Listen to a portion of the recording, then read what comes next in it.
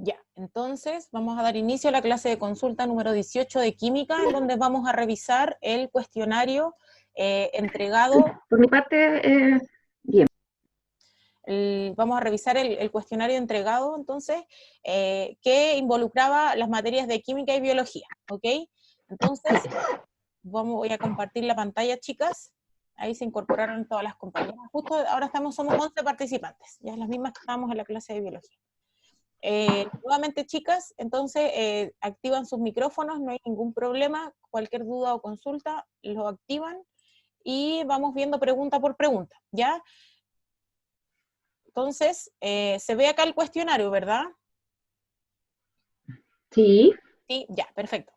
Entonces vamos a ir leyendo pregunta por pregunta y yo voy a ir respondiéndolo. En algunos casos, algunas preguntas tengo algunas imágenes como que me ayuden para explicarlo. Y además esto también para la compañera nueva que recién mencionó que se había incorporado ayer, también va a ser un repaso, ¿ya? Entonces vamos a leer el cuestionario. Pregunta número 1 dice, realice un dibujo explicando las capas de la piel, mencionen dónde se encuentran los vasos sanguíneos, las proteínas de la piel, los adipocitos y los melanocitos. Entonces acá yo tengo, no sé si se ve la imagen de la piel. Sí. Ya, perfecto. Entonces, acá tenemos las capas de la piel. La idea es que usted dibuje la epidermis, la dermis y la hipodermis, como 3 capas. En el caso de que quiera hacerle como la unión dermoepidérmica irregular, también es opcional, pero también si las dibuja planas, si no hay, le dificulta un poco el dibujo, también sirve. Entonces, epidermis, dermis, hipodermis, los vasos sanguíneos sabemos que están a nivel de dermis, que es lo que vemos acá en el fondo, estos vasos que son rojitos y azules, y también en la hipodermis también tenemos vasos sanguíneos más profundos, ¿ya? Entonces, ¿dónde están los vasos sanguíneos? En la dermis y en la hipodermis. Y además mencionaba dónde estaban las proteínas características de la piel. La proteína característica de la epidermis, entonces, es la queratina, y las proteínas que se encuentran en en la dermis, entonces sería el colágeno, la elastina y la reticulina, que también son, todas ellas son proteínas fibrosas, que dijimos que formaban así como una especie de trenzado, que eran alargadas y que generaban fibras, por eso se denominan proteínas fibrosas. ¿Ya? Entonces yo acá arriba debería haber dibujado, acá arriba en la capa córnea, dibujado la queratina, como unas hileritas, ¿ya? O unas trencitas, y en el caso de la dermis yo debería haber dibujado esta cama elástica que yo le mencionaba, que era de colágeno, elastina y reticulina, ¿ya? Por otro lado, ¿qué más mencionaba la pregunta? Dice que las proteínas de la piel, los adipocitos y los melanocitos. Entonces vamos con los adipocitos y melanocitos. Los adipocitos serían estas células que se encuentran en la hipodermis, que serían como una especie de pelotitas que almacenan energía, y ahí se encontrarían. Y los melanocitos, que dijimos que se encontraban en la capa basal o en la capa más profunda de la epidermis, que eran estas células que tenían como unos brazos alargados, ¿ya? Hay como un sonido de fondo, chiquillas, no sé si alguien tiene activado el micrófono, que se escucha como un ruido. ¿Quién será? A ver, déjenme, hay como un sonido de fondo, chiquillas, no sé si alguien puede inactivar su micrófono. Le aparece el micrófono abierto. Ah, la compañera estará por ahí para que lo inactive. Ahí se dejó de escuchar. Ya, súper, gracias, chiquillas. Nuevamente no hay problema que activen su micrófono, chiquillas, pero para hacer las preguntas y después, como si hay ruido de fondo, como que nos desconcentra un poquito, ¿ya? Ya, entonces vamos a la pregunta, ahí estábamos la pregunta número 1, la tenemos realizada. Ya, recordar que los melanocitos eran estas células que tenían como estos brazos que teñían, entre comillas, los queratinocitos que giraban el color de la piel y en algunos casos ciertas manchas. Después dice, mencione las células características de la epidermis, dermis e hipodermis. Entonces, yo me quiero ir a la clase de, no sé si recuerdan, en la clase de la piel, aquí está, en la clase de la piel, nosotros ahí habíamos visto las células características. Entonces, chicas, no sé si se ve lo que estoy compartiendo o solo se ve la... No se ve, pero se ve solamente las preguntas del cuestionario. Voy a volver a compartir entonces. Entonces, en esta clase de la piel, nosotros vimos las células características, no sé si recuerdan las diapositivas, aquí está. Entonces tenemos las células características de la epidermis, en esta diapositiva, acá estaba la respuesta de la pregunta. Tenemos las células características de la epidermis como los queratinocitos, que son células que generan la queratina, que es la proteína fibrosa que encontramos en la capa córnea, y además tenemos el melanocito, que era la célula que recién habíamos visto, que era como que tenía estas extensiones, estos bracitos, y tenía gránulos de melanina, que la melanina dijimos que era el pigmento fotoprotector. Ahí tenemos dos células de la epidermis. Luego tenemos la célula de Langerhans, que dijimos que era una célula del sistema inmunológico.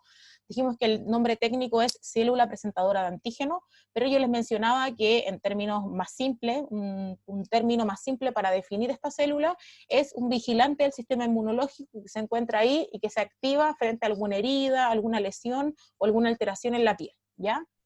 Luego tenemos también como célula de la epidermis la célula de Merkel, ¿ya? Que era la célula que unía una neurona sensitiva de la dermis con esta célula que se encontraba en la epidermis, y por tanto era una célula que ayudaba a la sensación del tacto cuando nosotros tocábamos alguna textura o tocábamos superficies, ¿ok? Estas serían en el fondo las células características de la epidermis. Acá les mostré la diapositiva en el fondo para que sea más simple la explicación de la pregunta. Luego nos faltan las células características de la dermis. Vamos a las células características de la dermis que se encontraban en esta diapositiva. Las células de la dermis son el fibroblasto, que era una célula que sintetizaba las fibras de colágeno, elastina y reticulina, ¿ya?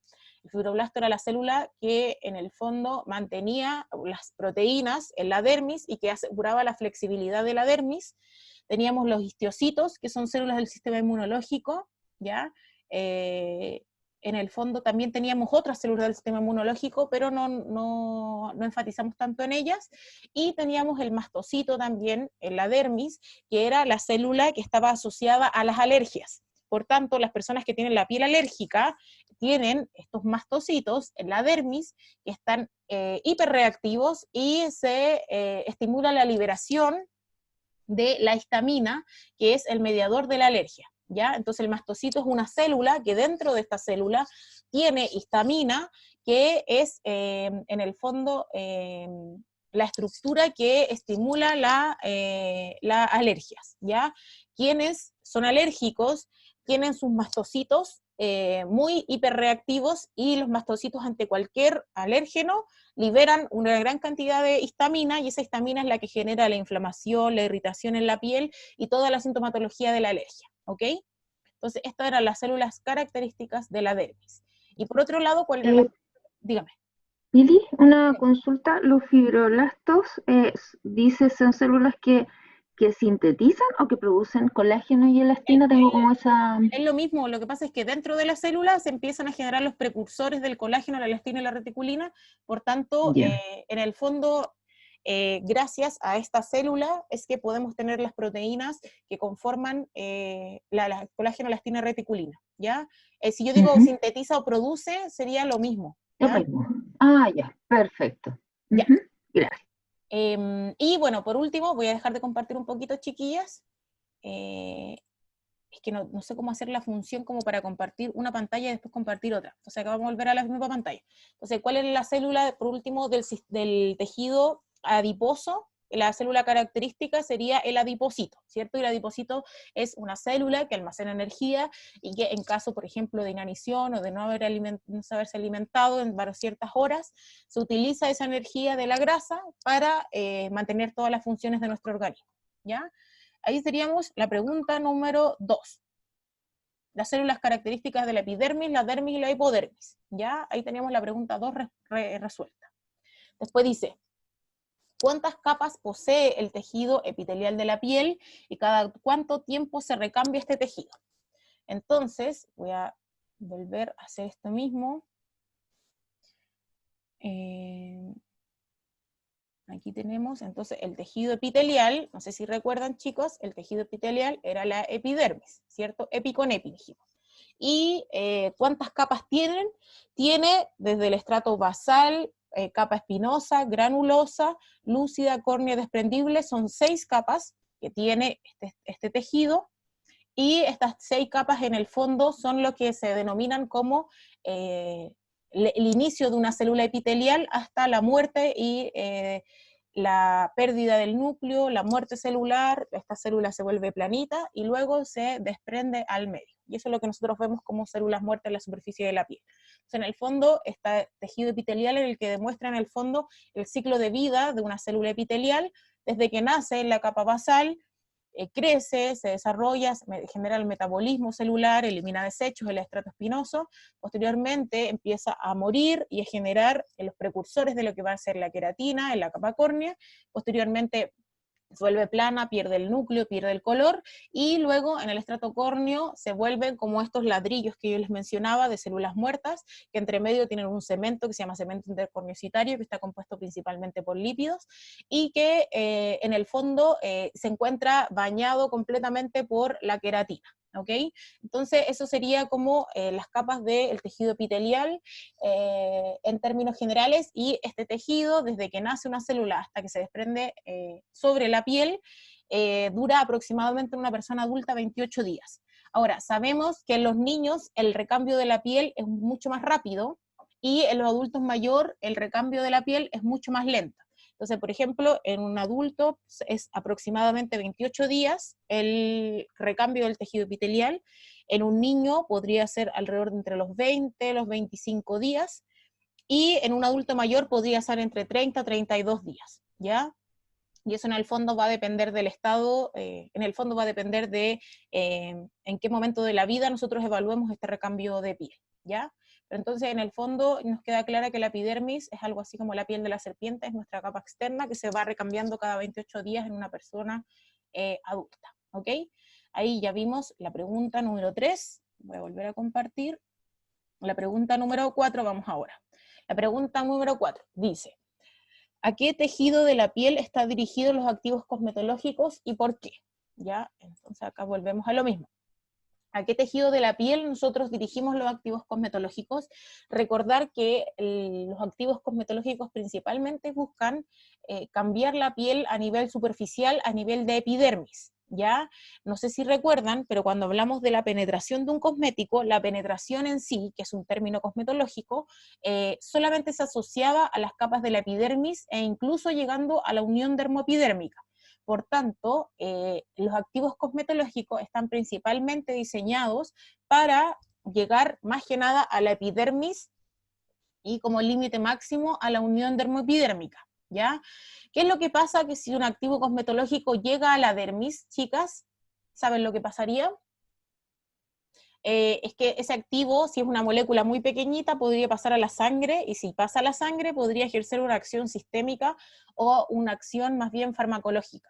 Entonces, por eso los activos cosmetológicos los que buscan es tratar principalmente la epidermis, más que nada, porque a nivel de epidermis es como la capa de la piel que tiene contacto con el medio externo, es la capa de la piel que tiene como, entre comillas, más daño, ya recién lo mencionábamos, daños por el lavado de manos, por el uso de detergentes, por el uso de cloro, eventualmente es la capa de la piel que tiene más contacto con el medio externo y por tanto es la capa como más dañada, por decirlo de alguna forma. Por suerte nosotros como cosmetólogas tenemos la ventaja de que se recambia cada 28 días, ¿verdad? Pero en el fondo los activos cosmetológicos lo que buscan en el fondo es mejorar las características de la epidermis principalmente, e incluso de la unión dermoepidérmica. Pero si algún activo cosmetológico llegase a la dermis, correríamos el riesgo de que llegue a la sangre y que de la sangre ejerza una acción en todo nuestro organismo, y esa es una acción más bien farmacéutica, no es una acción cosmetológica, ¿ya? No sé si recuerdan un poco eso, lo que les había mencionado, o si habían respondido bien esa pregunta, pero esa sería la respuesta, ¿ya? Principalmente lo que busca es cambiar las características o modificar las características estéticas de la epidermis, y por tanto lo que busca es mejorar este tejido, que es el tejido más superficial de la piel y también es el tejido más dañado, ¿ok? ¿Vamos bien con esa pregunta entonces? Ahí vamos en la pregunta número, ¿ya? Después dice: mencione las vías y los grados de penetración de un activo cosmetológico, ¿ya? Esto también lo vimos en una clase, que voy a buscar al tiro, chicas. Los grados y las vías de penetración, ¿alguien me podría refrescar la memoria en qué clase lo vimos? Es, si no me equivoco, en la clase de química de... en las funciones de la piel, ¿cierto? Sí, las funciones de la piel. Voy a abrir el tiro la clase, chicas. Funciones de la piel.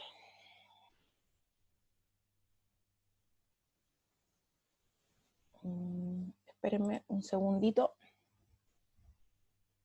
Chicas, por lo pronto, ¿hay alguna duda o consulta por mientras que abro la clase?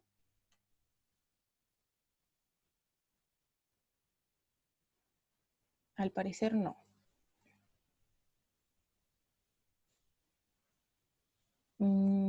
Déjenme, abrí la clase de funciones de la piel, pero estoy dudando que sea en esta clase en donde está la clase, la parte de vías y grados de penetración de la piel. Espérenme un segundo, estoy revisándola. Ah, miren, acá yo tenía una imagen preparada, entonces voy a compartirles esto. Entonces vamos a compartir la pantalla. Ya, se ve lo que voy a... Esta parte ya la vimos, esta también. Ya, acá tenemos una imagen de los grados y las vías de penetración de un cosmético, ¿ya? Entonces, no sé si se ve la imagen, chicas, no sé si están ahí.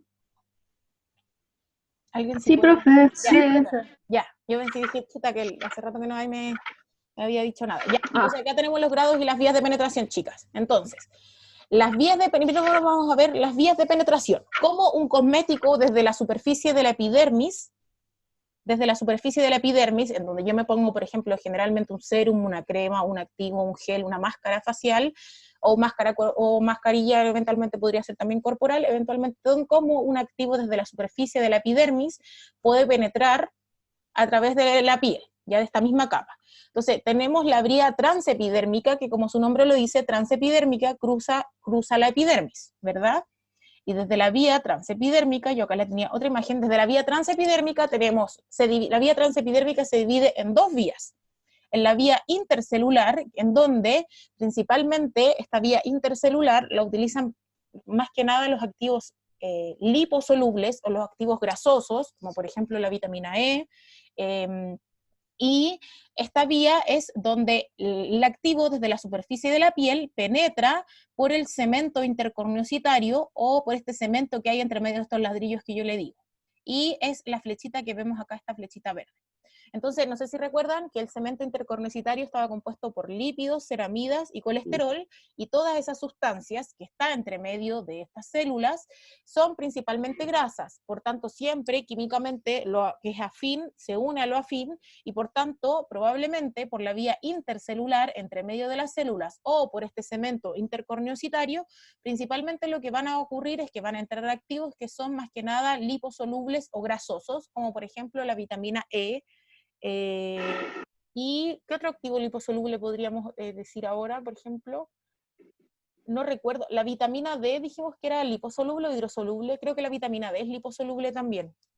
Me entró la duda ahora. Voy a anotarlo para verlo la próxima semana. Vitamina D. Si no me equivoco, la vitamina D es liposoluble, pero me entró la duda ahora, entonces podría confirmárselo la próxima semana. Entonces, todos los activos que son más bien grasos entrarían por la vía transepidérmica intercelular, porque tienen más afinidad con los lípidos intercelulares. Luego está la vía transepidérmica, dígame. Esto, pero significa que hay otra vía, porque también pueden penetrar por las, si no me equivoco, por las... ¿Sí? Pero lo que pasa es que ahora nosotros hicimos dentro de la transepidérmica, vimos la intercelular y la transcelular. ¿Sí? Pero luego vamos a ver la transnexial, que esa es por a través de los conductos. Entonces, dentro de la transepidérmica, entonces tenemos la intercelular, que es entre medio por el cemento intercorneocitario, y ahora voy a explicar la transcelular, que en el fondo son activos que eventualmente podrían ser hidrosolubles o liposolubles, más que nada a más afinidad por los liposolubles, donde lo que hacen los activos es cruzar las células, eventualmente como rompiendo estas membranas que tienen las células en su capa externa y penetrando estas membranas y cruzando las células así tal cual como se muestra la flechita. Entonces tenemos quienes, entre comillas, capean las células y pasan por entre medio de las células, que pueden hacer activos hidrosolubles y más que nada exacto, y por otro lado tenemos quienes cruzan las células, que podrían ser activos hidrosolubles, pero más que nada los liposolubles tendrían más afinidad con las membranas plasmáticas, porque recordar que la membrana plasmática en su parte externa es más bien grasosa, ¿ya? Entonces, esta es la vía transepidérmica. Ahora falta la vía transnexial, que la vamos a explicar con esta imagen. Y la vía transnexial sería a través de los conductos o de los orificios que tiene nuestra piel. Entonces la vía transnexial es a través del nexo cutáneo o del anexo cutáneo, denominado poro, en donde, como el poro generalmente libera agua, y químicamente lo que es afín, siempre se va a unir a lo afín, probablemente muchos activos hidrosolubles podrían penetrar por este conducto y así llegar a capas más profundas. Entonces tenemos la vía transnexial por el poro, que son más bien activos hidrosolubles o afines con el agua, como la vitamina C, por ejemplo, y por otro lado tenemos el ostium folicular como vía transnexial, y el ostium folicular en el fondo, como sabemos que aquí está la glándula sebácea, y acá el conducto libera grasa, como lo afín, se une con lo afín, probablemente a través del ostium folicular van a penetrar más que nada activos grasos. Exacto. Ahora, ¿qué es lo que ocurre en la glándula apocrina? No sé si recuerdan que la glándula apocrina es la glándula, justo no tengo una imagen, exactamente, es la glándula sudorípara que se une acá al ostium folicular, que estaría aquí como adosado al ostium folicular, ahí eventualmente por una glándula apocrina, y por ese conducto que es el ostium folicular, podría penetrar agua y lípidos, porque ahí es una dual, tiene como una dual secreción esa zona apocrina, ¿ya? No sé si ahí queda claro entonces, espérenme, voy a volver al cuestionario. Tengo una duda. Dígame.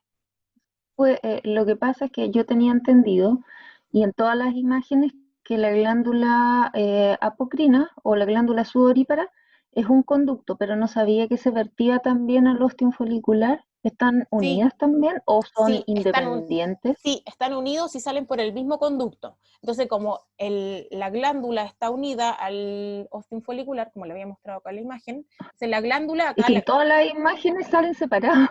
No, son como unidas, que se unen acá y salen los dos por el mismo conducto. ¿Ya?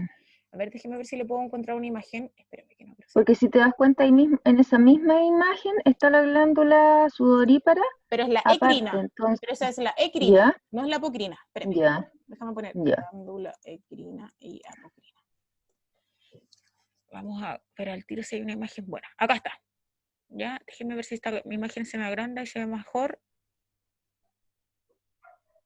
Ya, por ejemplo, en esta imagen, de hecho esta es una imagen de Facebook, no sé si se ve. No lo había visto, sí. Ya, entonces esto que yo les mostraba recién es una glándula ecrina, que dijimos que estaba principalmente en la palma de las manos, la planta de los pies, y que estaba en todo nuestro cuerpo, y que secretaba en el fondo este fluido líquido, que es acuoso, que no es muy oloroso. Pero acá tenemos la apocrina, que se une a este conducto, y por tanto, por esta salida, por este ostium folicular, sale agua y sebo, porque acá está la glándula sebácea y acá está la glándula apocrina, ¿ya? Entonces, ojo que el conducto está unido al ostium folicular, y acá el conducto excretor está separado, ¿ya? Entonces ahí, para que esto también nos ayudó como a repasar esa materia, ¿ya? Entonces, ojo que, por ejemplo, en las zonas apocrinas, por ejemplo, por decirlo, en la zona de las axilas, los activos cosmetológicos, por el ostium folicular, podrían penetrar tanto los acuosos, tanto como los lipófilos, o los grasosos. ¿Por qué? Porque por el conducto de las zonas apocrinas, ahí sale agua y sale sebo en un mismo conducto. ¿Queda claro ahí, cierto? ¿Queda claro ahí, cierto? Sí. Ya, perfecto. Ya, entonces seguimos la siguiente pregunta. ¿Y los grados de penetración me faltaron? Entonces, los grados de penetración, dijimos que había una penetración, dijimos que el término cosmetológico es penetración, y dejamos la absorción, más que nada para los productos farmacéuticos que llegan a los vasos sanguíneos y ejercen una acción sistémica. Yo les mencionaba que la absorción ocurre, por ejemplo, en estos parches transdérmicos, que son los parches farmacéuticos, y la absorción en el fondo no ocurre en los activos cosmetológicos porque no llegan a la sangre. La absorción como definición es que llega a la sangre, ¿ya? Por tanto, los activos cosmetológicos no se absorben, sino que uno tiene que decir que penetran la piel. Y en la penetración tenemos la penetración completa e incompleta. Yo les decía que la penetración podía llegar incluso hasta la unión dermoepidérmica, y la penetración completa sería la penetración que llega incluso hasta la unión dermoepidérmica, o que llega a la capa basal de la epidermis, ¿ya? Por otro lado, la penetración incompleta es la llegada del activo a la capa córnea, a la capa lúcida, a la capa granulosa, a la capa espinosa, ¿ok? Y eso sería la penetración incompleta, la llegada a cualquier capa superior de la epidermis, pero en el caso que llegue a la capa basal o incluso a la unión dermoepidérmica se llamaría penetración completa. Y por otro lado dijimos que la contactación es cuando generalmente nosotros utilizamos productos de limpieza superficial para sacar células muertas, restos de maquillaje, restos de contaminación que tenemos en la superficie de la piel, y eso se llama contactación, en donde no hay ninguna penetración ni ninguna absorción, sino que solamente yo limpio a nivel superficial la piel, ¿ya? Y eso lo llamamos contactación, esos serían los grados de penetración, ¿ok? Con eso ya quedaríamos con la pregunta 5 lista. Después dice, ¿cómo penetraría la piel el ácido hialurónico, el colágeno, la vitamina E, la vitamina C y la glicerina? Ya. Entonces, el ácido hialurónico va a depender, porque recordar que el ácido hialurónico dijimos que era un agente humectante, y si es un agente humectante significa que atrae el agua y por tanto es más bien hidrosoluble. Si es más bien el ácido hialurónico es hidrosoluble, eventualmente va a depender de su tamaño. Recordar que el ácido hialurónico nosotros dijimos que era una molécula grandota, que era difícil que penetrara tanto la piel, pero si es ácido hialurónico fragmentado o es un ácido hialurónico que se disminuyó el tamaño de partícula, eventualmente podría penetrar mucho mejor la piel. Pero generalmente el ácido hialurónico, que no es fragmentado, sino que es la molécula grande, lo que hace es quedarse en la superficie de la piel y atraer agua para así en el fondo hidratar y humectar la piel. Recordar que el ácido hialurónico, la acción cosmetológica es que absorbe miles de veces su peso en agua, por eso en el fondo es un activo caro, porque rellena mucho las arrugas con esta atracción de agua y así hidratación de la zona de la arruga y así como relleno, entre comillas, relleno facial. Entonces, sería un grado de, disculpa Pili, ¿sí? ¿El grado de penetración sería completa o es incompleta? Incompleta, exacto. Yo diría que un ácido hialurónico fragmentado, es decir, que el tamaño de partícula está hecho más pequeñito, podría penetrar incompletamente, exactamente, porque probablemente va a llegar a la capa córnea o a las capas superficiales, pero va a depender, si es del tamaño de partícula más chiquitito, va a pasar a través del intercorneocitario o a través de las células. Eventualmente podría haber una penetración a través de la vía transepidérmica, pero como dice su compañera muy bien, sería incompleta porque al ser una molécula grande nunca penetraría hasta la unión dermopidérmica o hasta la capa basal. Y por otro lado, si el ácido hialurónico es fragmentado o lo hicieron más chiquitito, probablemente también podría penetrar por la vía transnexial por el poro, ¿ya? Profe, ahí hablamos de ácido hialurónico semirreticulado, reticulado. Lo que pasa es que ahí me pilló con el término reticulado o semirreticulado. Yo lo conocía como fragmentado o no fragmentado.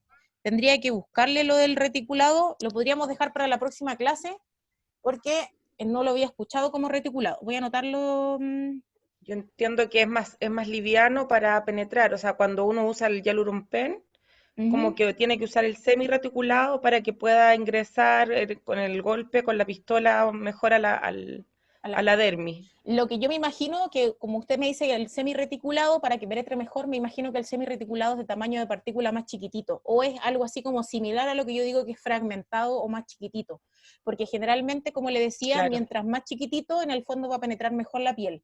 Si quiere, puedo buscar ese término, primera vez que lo escucho, voy a buscarle el término semirreticulado para la próxima clase y vamos a ver si es lo mismo que fragmentado o no fragmentado, ¿ya? Se lo podría tener para la próxima clase. Bueno, el aporte. Ahí tendríamos el ácido hialurónico, entonces.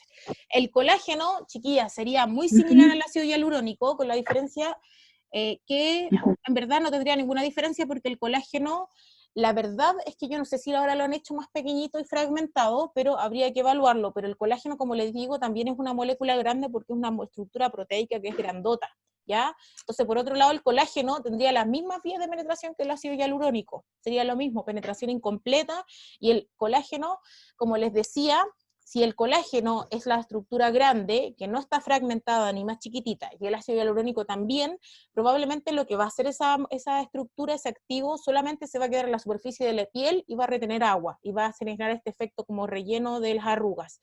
Pero como les decía, si son fragmentados o el tamaño de partículas más chiquitito, probablemente van a penetrar un poco, como decía la compañera, en la penetración incompleta, pero es muy difícil que lleguen a la unión dermopidérmica de la capa basal, eso es como casi imposible. Entonces, como muy bien la compañera mencionaba, lo dejaríamos como penetración incompleta. También podrían penetrar por la vía transnexial a través del poro, porque los dos son hidrosolubles, y como le mencionaba, va a depender si la tecnología cosmética lo hace más chiquitito, penetrarían un poco más, pero si quedan grandes, como moléculas grandotas, solo se van a quedar en la superficie de la piel, ¿ya?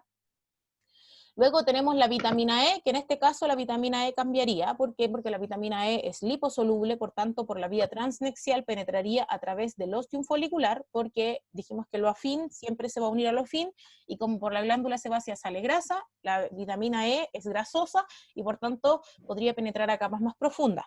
Por otro lado, por la vía transepidérmica, la vitamina E podría cruzar por la vía intercelular o por la transcelular, porque tiene afinidad más que nada por las membranas celulares. Ya sabemos que esas membranas están muertas en la parte superior, pero podría cruzar mucho mejor las células, y por la vía intercelular también, porque dijimos que por el cemento intercorneocytario también es más bien grasoso, ¿ya? Y ahí veríamos la vía de penetración de la vitamina E.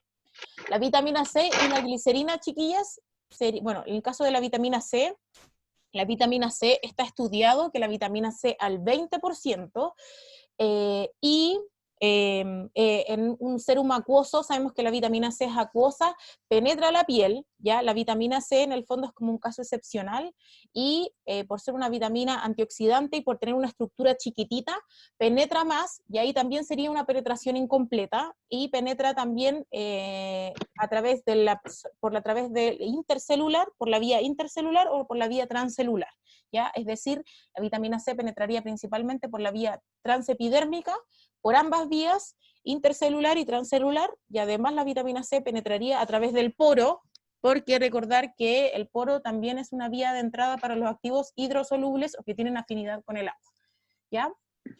Ahí tenemos la vitamina C. Si hay alguna duda, chiquilla, activen su micrófono, o si voy muy rápido. Por otro lado, la glicerina es una estructura humectante que es un poco más pequeñita que el ácido hialurónico y que el colágeno, y en el fondo la glicerina, bueno, como yo les mencionaba, que principalmente se utilizaban como en los jabones, y bueno, se utilizan en múltiples cremas, también es un activo cosmetológico que a nivel superficial lo que hace es retener el agua, y también generaría una penetración incompleta en las vías, en las capas más superficiales de la piel, hidratándola, ¿ya? Entonces, eventualmente ahí la glicerina podría penetrar también por la zona del poro, porque es más bien hidrosoluble, y también a través de la vía transepidérmica, entre medio de las células y cruzando las células, pero como por tener más afinidad con el agua, probablemente va a ser un poco más disminuida esa penetración, ¿ya? No sé si queda claro ahí un poco, más que nada. Sí, te quiero hacer otra pregunta. ¿Esto lo preguntan en la prueba? No preguntan, nada de estos chiquillos lo preguntan, la de la penetración no, pero a mí me interesa que ustedes como cosmetólogas le quede esto muy claro, porque si no, si alguien les pregunta eso, o eventualmente, no sé si lo han visto, pero generalmente como en los comerciales cosmetológicos, como que pareciese que todo llegase a la dermis y todo restaurara, generalmente en términos como más bien culturales, como que la mayoría de la gente pensase que el colágeno que nosotros usamos en crema va a llegar a la dermis y va a ser parte constitutiva del colágeno de mi dermis, pero no es así. Entonces, por eso en el fondo más cuando te dice que recuperas 2 años, no, 2 años en una semana, no sé cómo es la propaganda. En el fondo... Entonces, si te ofrecen eso... Exacto, entonces más que nada, chiquillas, yo esto se los paso y se los recontrapaso, más que nada para que usted como cosmetóloga tenga nociones muchas mejores nociones, más que, exactamente, postura cosmetológica, más que usted diga, si lo del comercial dijo que era así, entonces es así, y yo supongo cualquier cosa, ¿ya? Más que nada... una consulta. Dígame. Disculpe. Todo esto del ácido hialurónico, el colágeno y todo lo que usted está hablando, estamos hablando a nivel de cremas, ¿cierto? De productos que que no son invasivos con Sí, método, con sí. pistolas, con eso, porque yo entiendo que el ácido hialurónico, el colágeno, la vitamina E y la C al menos, porque de la glicerina no sabía que, bueno, claro, vienen los componentes de las cremas, pero todo esto cuando uno le pasa, por ejemplo, ese rodillo con aguja o lo hace con el dermapen, bien digo, eso penetra en el fondo la epidermis, ¿no? Ujú. Lo que pasa es que nosotros como premisa, las cosmetólogas teóricamente no, por lo pronto, esto es lo que le decía a las compañeras, que para el Seremi de Salud lo que nosotros tenemos que responder es que la cosmetóloga no usa agujas ni usa ninguna aparatología que sea invasiva y que estimule la penetración de los activos. ¿Por qué? Porque teóricamente, eso les Perfecto. mencionaba, que los decretos que están asociados a la cosmetología son súper antiguos y hay como un vacío legal. ¿Por qué? Porque, por ejemplo, cualquier persona en la casa puede comprarse el Dermapen, lo pide por Mercado Libre y no sabe, no tiene idea de las capas de la piel, no sabe cómo utilizarlo, con qué activos utilizarlo, ni cómo mejorar la acción de ese producto, de esa El aparatología, mismo perdón. BB Glow que está súper de moda y que lo venden como nada. Bueno, yo me he hecho como 10.000 cursos con OTEC, entonces más o menos ya algo manejo. Y claro, pues efectivamente cuando uno habla del ácido hialurónico, a mí inmediato se me viene que tengo que penetrarlo para que haga efecto. Exactamente. Lo que pasa es que ahí, voy a dejar de compartir un poquito, chiquillas, para que lo discutamos. Lo que pasa es que ahí lo que ocurre es que, como los decretos asociados a la cosmetología, y lo que puede hacer la cosmetología es solamente tratar pieles sanas, y solo puede tratar procedimientos cosmetológicos que no sean tan invasivos. Porque eso que Ujú. tenga agujitas, yo al romper la integridad de la piel, podría eventualmente tener el riesgo de infecciones, si no me lavé bien las manos y toqué la piel, podría tener el riesgo de irritación, ¿ya? Irritación, puedo dejar la piel inflamada, rota, si no lo sé utilizar bien, puedo tener el riesgo de que los activos cosmetológicos que yo use, por ejemplo, no sé, estaban contaminados, por ejemplo, compré el ácido hialurónico, le metí la mano sucia, después se lo puse a la persona, le pasé el Dermapen y contaminé toda la zona y también generé infección. Entonces, eventualmente, para el Seremi de Salud, esto es lo que yo le digo, lo que quiero responder al Seremi de Salud. Seremi de Salud, nosotros deberíamos decir que solamente utilizamos productos cosméticos, ya sea en toda su gama de productos cosméticos, solamente recomendamos productos cosméticos, utilizamos productos cosméticos, y en aparatología hay como un vacío legal en donde la mayoría de las cosmetólogas usan aparatología que se cargue, que no esté enchufada a la corriente, y usan aparatología más bien pequeñita, pero aún así hay como hay como, respecto a los decretos que están asociados a la cosmetología, no hay una definición clara de qué es lo que puede utilizar en aparatología la cosmetóloga y qué no puede utilizar. Entonces nosotros, como para resguardarnos un poco en esta prueba del Seremi Salud, no preguntan nada de aparatología, Ujú. porque teóricamente la cosmetóloga no debería No toman. usarlo, pero ahora Claro. la idea es que en un futuro estos decretos se actualicen y una cosmetóloga, que por lo menos una persona que ya está preparada para realizar un procedimiento cosmetológico, sabe las capas de la piel, sabe los anexos cutáneos, Los etcétera, riesgos. podría, exactamente, sabe los riesgos, podría utilizar ese tipo de aparatología, pero como hasta ahora estamos como en un limbo en donde lo usan todas las cosmetólogas en todos los centros cosmetológicos, pero bajo el alero del dermatólogo, porque es el dermatólogo el que podría realizar esos procedimientos como tan invasivos. Entonces, eventualmente, si uno, por ejemplo, como cosmetóloga, hace la prueba del Seremi Salud y quiere abrir un centro cosmetológico, siempre que tenga ese tipo de aparatología, debería tener el alero de un Máquinas. dermatólogo, ¿ya? Sobre todo máquinas invasivas que tienen como agujitas o que rompan la integridad de la piel, ¿ya? Lo mismo que el láser, Perfecto. lo mismo que la mayoría de los peeling químicos también, teóricamente los debería hacer el dermatólogo, pero en el fondo todavía la cosmetóloga no se encontraría como capacitada para realizar ese tipo de procedimientos porque puede generar alguna infección en un futuro de la piel o alguna alteración de la piel que podría estar vinculada más que nada a nivel dermatológico, no cosmetológico. ¿Ya? Así que teóricamente para el Seremi de Salud lo que nosotros deberíamos decir que como cosmetóloga utilizamos más que nada productos cosméticos en procedimientos cosméticos, pero en aparatología deberíamos decir que no utilizamos nada que sea enchufado a la corriente y que sea muy grande, sino que es lo más pequeñito posible, ¿ya?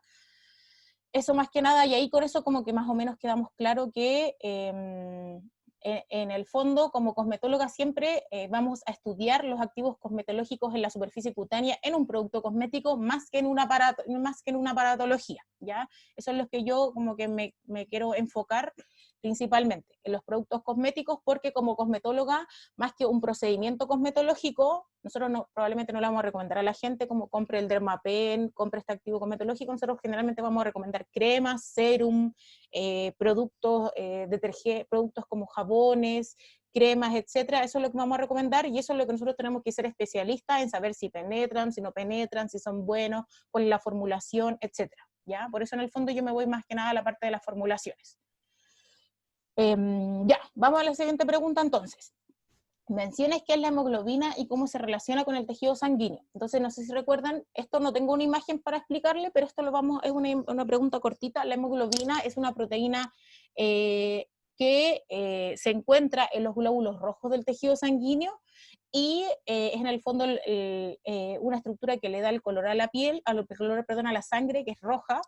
Se encuentra en los glóbulos rojos y transporta el oxígeno y el dióxido de carbono, transporta gases a través de la sangre, y cuando yo respiro, ese oxígeno llega a través de los pulmones a la sangre, y a través de esa sangre, ese oxígeno se transporta a través de la hemoglobina, que es una proteína también, y oxigena todos los tejidos a través de la hemoglobina y de los glóbulos rojos. ¿Ya? Eso lo vimos en una diapositiva, y de hecho mencionamos que en la zona de las venas, por ejemplo en la zona de la muñeca, cuando vemos las venas que se ven medias verdosas, es porque la hemoglobina está transportando dióxido de carbono, y cuando la sangre, cuando los vasitos sanguíneos se ven rojitos, es cuando está transportando oxígeno, ¿ya?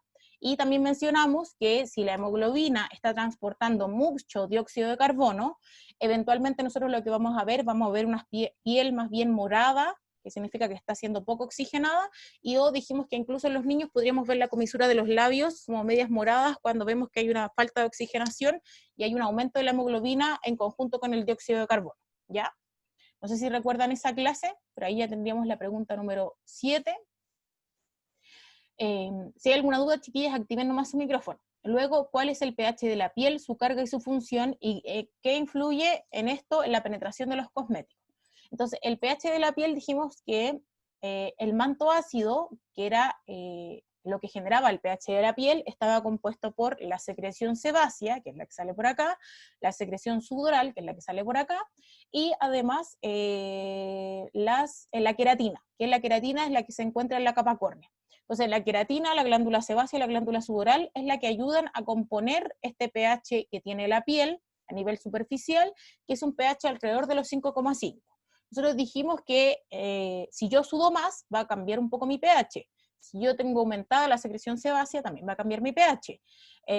Y eventualmente, ya sabemos que, por ejemplo, yo les había dicho que en la zona facial, las personas que tienen acné tienen un pH un poquito más ácido que las personas con piel normal. Por tanto, el pH se va a modificar dependiendo de la patología de la piel, y se va a modificar dependiendo de mi secreción sudoral y mi secreción sebácea. Con esa premisa, entonces, nosotros sabemos que el pH de la piel es 5,5, levemente ácido, que se va a modificar durante el día, pero que siempre va a estar alrededor de este valor. ¿Cuál es la carga de la superficie de la piel? También sabemos que es carga negativa. Por tanto, esta carga negativa, si yo masajeo la superficie de la piel, va a disminuir, y por tanto yo voy a estimular la penetración de los cosméticos. Y la otra parte de la pregunta era pH de la piel, su carga y su función.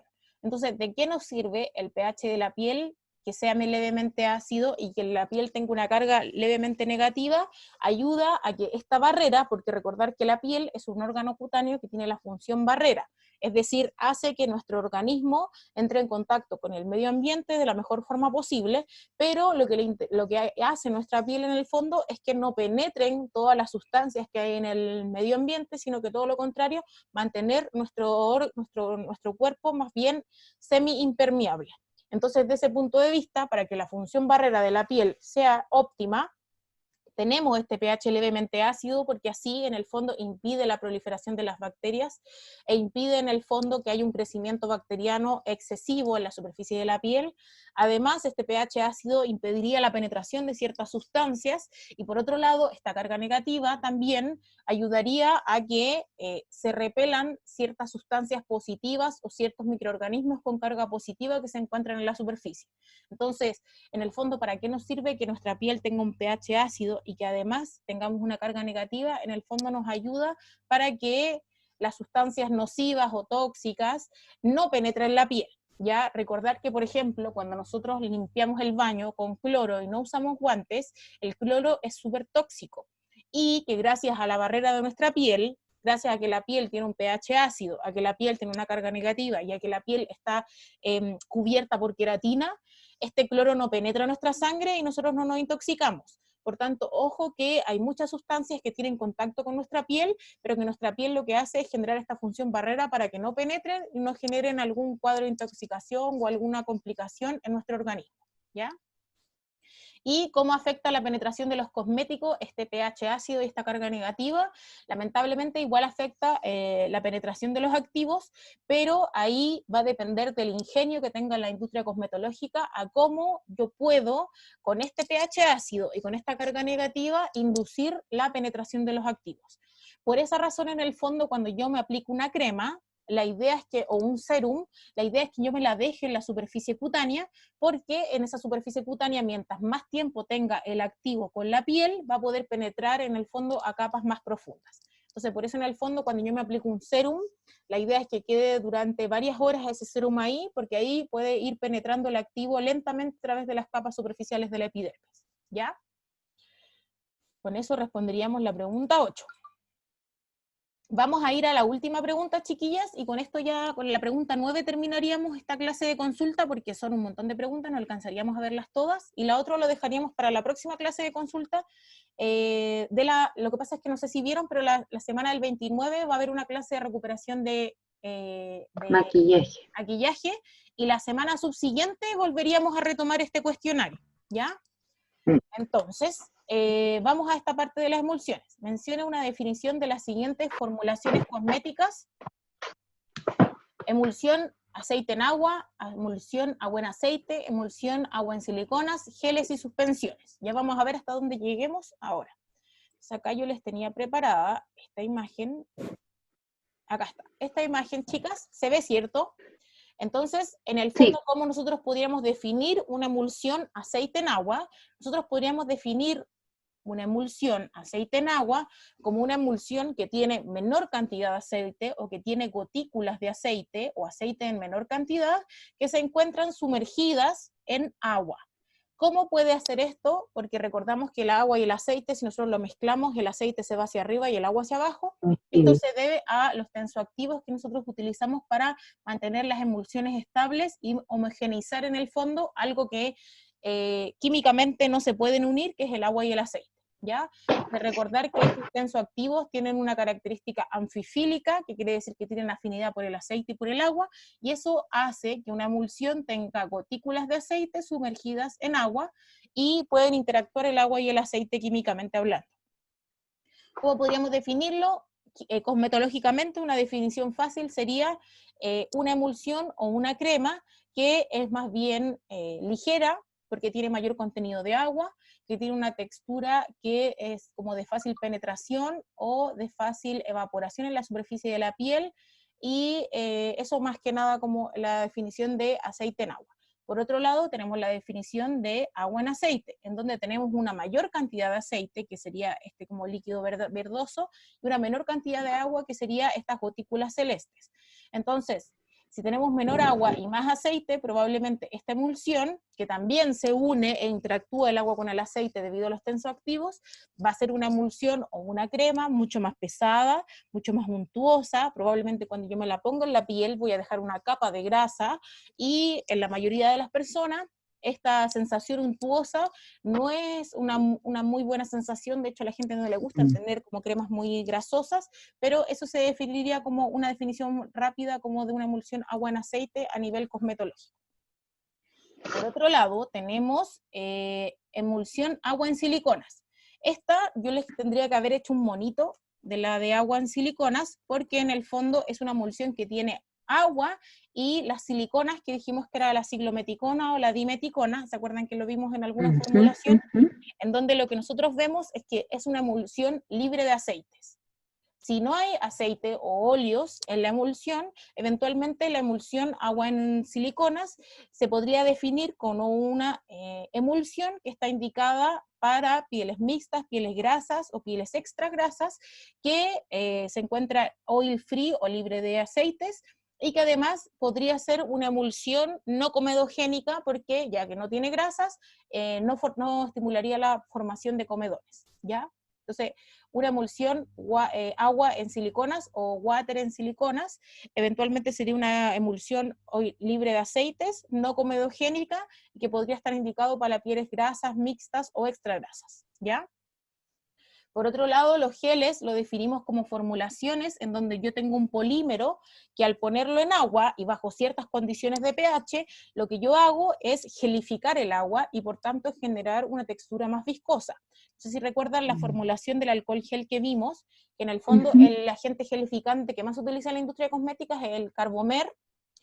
Y el Carbomer, en el caso, por ejemplo, del alcohol gel, nosotros tenemos alcohol, el Carbomer, y generalmente se utiliza un agente humectante porque dijimos que el alcohol tiene un efecto que reseca mucho la piel, ¿ya?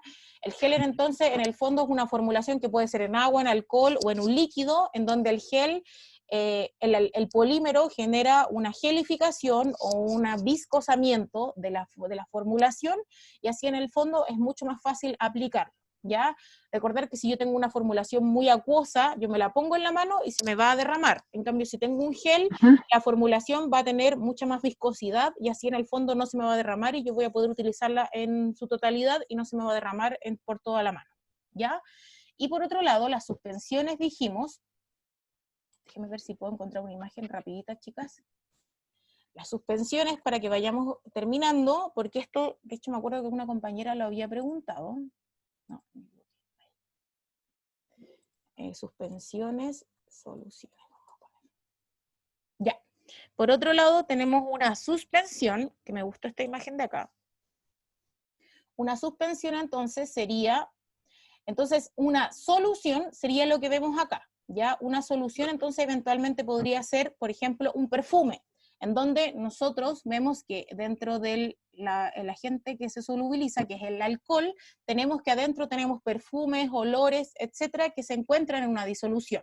Por otro lado, una suspensión sería, por ejemplo, las bases de maquillaje, que son en base una emulsión, esto amarillo del fondo sería una emulsión, y estos puntitos que no se disuelven, sino que son los pigmentos que generan el color. Entonces, una suspensión sería el ejemplo de la base de maquillaje, que me acuerdo que la dije en la primera clase de cosmetología, perdón, de química, en donde yo les decía que estos pigmentos no se solubilizan en el agua, sino que quedan suspendidos, por eso se llama suspensión, quedan suspendidas en la emulsión de la base de maquillaje, ¿ya? Entonces, una suspensión generalmente en donde yo utilizo pigmentos insolubles, ya que no se disuelven, y en donde quedan sumergidos, por ejemplo, los pigmentos en la base de maquillaje, y generalmente la base de maquillaje tiene, en el fondo es una emulsión que tiene pigmentos suspendidos en toda la base de maquillaje, ¿ya? Eso es en términos generales. La diferencia entre suspensión y solución o disolución es que, por ejemplo, cuando yo hago una disolución es cuando hago, por ejemplo, jugo en polvo en agua. El jugo en polvo no queda suspendido, los cristales no quedan suspendidos, sino que se disuelven en el líquido. La diferencia de la suspensión es que, por ejemplo, en este caso, los pigmentos quedan suspendidos y no se disuelven en el líquido, ¿ya? Esa es la diferencia.